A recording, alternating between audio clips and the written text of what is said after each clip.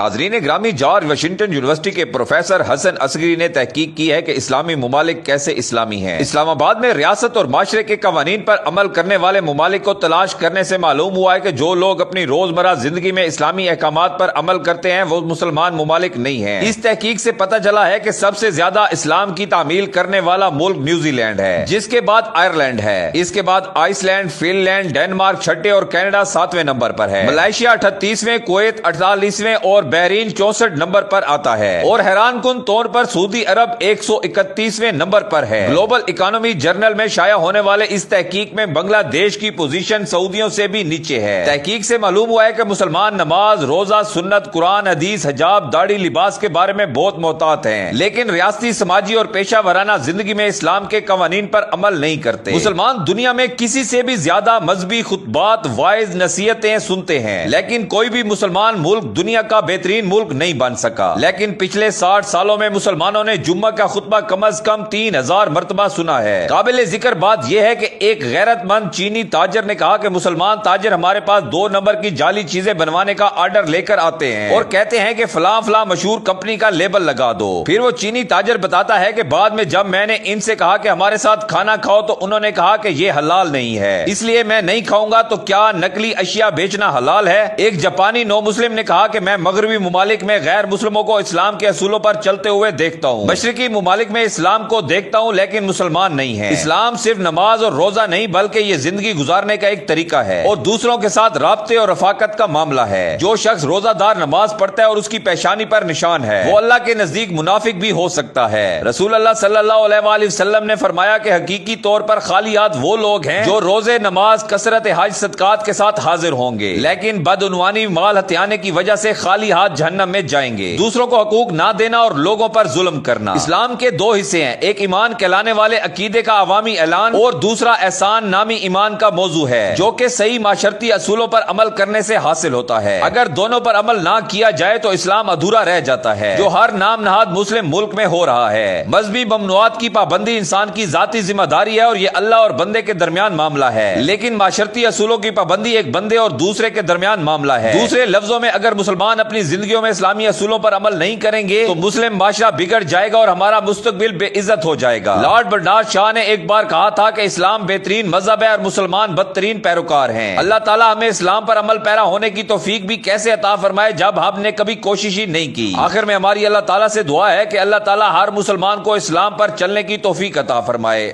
آمین ثم آمین۔